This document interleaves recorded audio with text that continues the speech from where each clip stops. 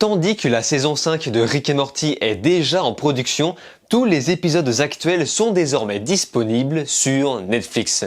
C'est donc peut-être le moment de se pencher sur le sujet, non ?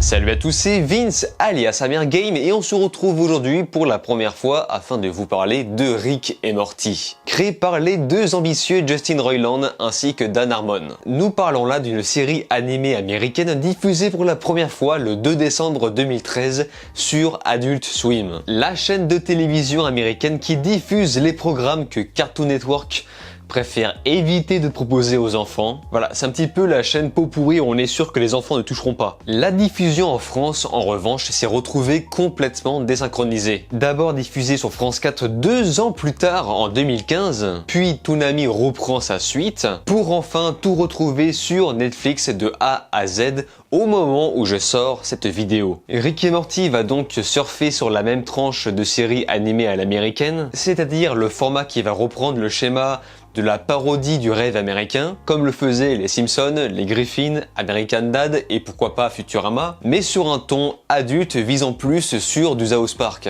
Et cette série, sans forcément proposer de fil conducteur, va nous raconter les mésaventures de Rick Sanchez, un scientifique fou qui va emporter sous son aile son petit-fils Morty Smith. Le fameux cliché de l'adolescent très influençable, très neutre, simple et maladroit avec les filles, et ils vont en quelque sorte switcher entre leur vie normale, familiale et leurs aventures galactiques. Et encore, galactique est un bien grand mot. Donc si vous ne connaissez pas Rick et Morty et que vous avez l'étrange impression que ça ressemble un peu à Retour vers le futur, le vieux scientifique collaborant avec le jeune inculte, eh bien c'est parfaitement normal puisque la série est tirée d'un court-métrage de 2006, The Real Animated Adventures of Doc and Marty. Super accent. Qui lui-même parodie directement les films Retour vers le futur. I can fly the kite all in the yard. Yes, Marty. It's fun, Marty. Matey. Et Rick et Morty est une série qui est parvenue plusieurs fois à ses fins sur moi car je me suis retrouvé à décrocher quelques fous rires. I tried to be a good guest. He dragged it out of me. I'm taking down the speaker. No, stop. That's not fair. Just because you hate your own writing doesn't make me a bad person. You like that?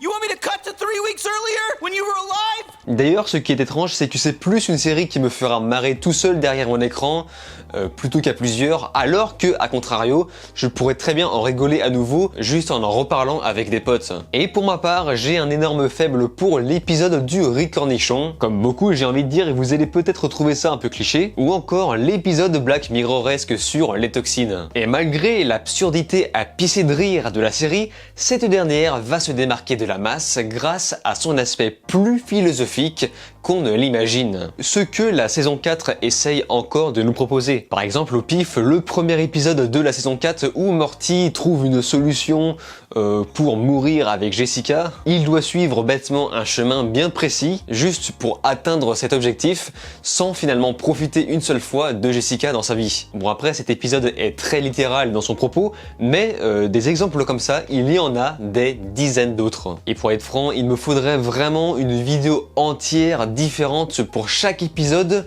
afin de tout décortiquer, tout déchiffrer, les différents thèmes qu'aborde la série. Et le tour de force est que la série parvient à proposer tous ces différents thèmes sans se positionner d'un point de vue politique, à la différence de ce que fait 90% des séries grand public actuelles. À l'heure actuelle, n'importe quelle série grand public doit absolument mettre en valeur le progressisme d'aujourd'hui. Il faut le mettre en avant et en dire du bien. Alors que Rick et Morty parle également de progressisme. Par exemple, l'épisode des œufs de la saison 4, c'est clairement une caricature du progrès et c'est ouvertement dit d'ailleurs, sauf que au lieu de se positionner sur une question politique, la série va plutôt faire un constat en nous aidant à prendre du recul sur la question. Et ce, sur un ton humoristique qui fonctionne très bien. Et j'ai envie de dire que c'est exactement ce que fait South Park, mais en plus hardcore. Avant de faire cette vidéo, j'ai été lire quelques critiques de la saison 4, puisque ça fait quand même un moment que c'est sorti, hein. Et j'ai vu pas mal de gens déçus de cette saison, car apparemment, ça manque de fond. Et ce à quoi je réponds que il n'y a ni plus ni moins de fond que dans les saisons précédentes. Seulement, chaque épisode de la saison 4 utilise toujours sa morale à but cynique et humoristique, alors que les saisons précédentes, elles, nous habituaient plus à des remises en question beaucoup plus dramatiques. Par exemple, la façon subtile de nous montrer que Rick est un personnage alcoolo qui en vérité souffre intérieurement, malgré la forme qui nous présente un personnage complètement fou et rigolo, tandis que la saison 4 va surfer sur un format plus classique. Et pour exemple, les créateurs s'amusent à un moment avec l'abus de la victimisation. Mais ils n'utilisent ça que dans le but de concevoir un gag, qui marche très bien d'ailleurs.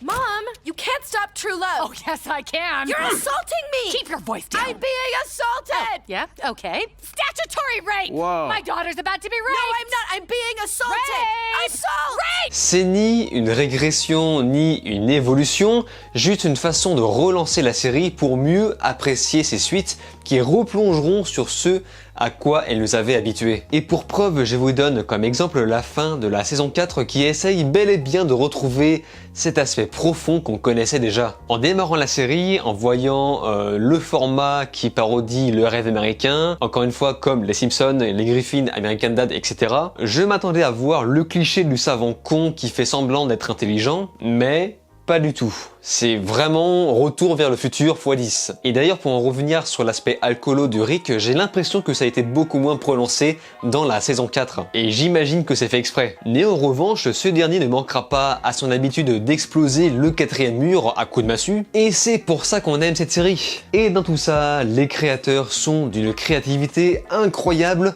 insoumis aux contraintes que certaines chaînes de télévision peuvent imposer habituellement aux artistes. Et justement, la saison 4 a bien failli ne jamais voir le jour à cause de ça, dû à notre époque qui aseptise tous les programmes télé pour faire plaisir au plus grand nombre et tuer la minorité de fans, exactement comme avec Bob l'éponge depuis la disparition de Stephen Hillenburg. Et du côté des voix, vous le savez peut-être déjà, mais l'un des deux créateurs, Justin Roiland, a prêté sa voix aux deux personnages principaux. He drank a fucking particle shit. He drank a particle thing. I don't care. I'm going home. Et moi qui suis habitué à regarder des dessins animés en VF, je regarde Rick et Morty en VO. La VF n'est pas mauvaise, mais propose juste une approche différente qui, pour moi, marche beaucoup moins. Mais après, quelqu'un qui découvre la série en VF, je pense, s'en foutra complètement. À la différence de South Park qui, d'après beaucoup de gens, propose une VF presque au-dessus de la VO. Mais évidemment, ce n'est pas de l'avis de tout le monde. Et on retrouve toujours cette fluidité dans les dialogues de la saison 4. Le dynamisme et toute la forme a clairement été conservé. Mais le format à répétition peut donner l'impression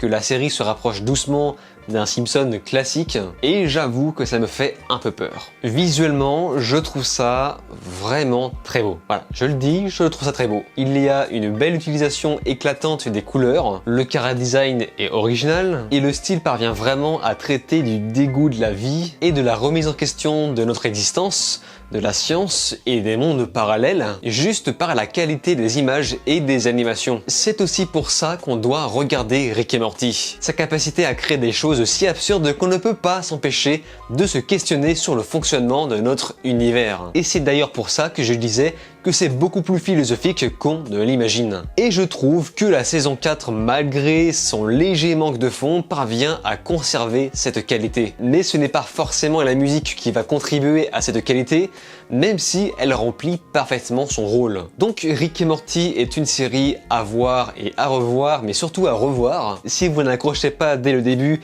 essayez quand même d'insister quelques épisodes avant d'arrêter complètement. Et en ce qui concerne la saison 4, je trouve qu'elle a réussi à maintenir un certain niveau. Et croyez-le ou non, mais la saison 5 est déjà en préparation. Et d'après certaines rumeurs, ils ne changeront pas de ton. Et vous pouvez d'ailleurs voir quelques animatiques 2D qui teasent la saison 5 déjà visible sur YouTube. Et au vu des attentes qu'on a eues entre chaque saison, on peut estimer que la saison 5 arrivera peut-être d'ici fin 2021, début 2022. Mais évidemment, c'est juste une estimation et ça n'engage à rien. Et malgré toute cette histoire autour de la crise sanitaire, les créateurs n'ont jamais cessé de travailler, allant même jusqu'à entamer l'écriture de la 6e saison. Et apparemment, même la saison 6 ne sera pas la dernière. Bref, ces mecs-là n'ont clairement pas fini de raconter leur histoire dans leur série Rick et Morty. Évidemment, j'espère que ça va durer, mais j'espère que ça ne va pas être étiré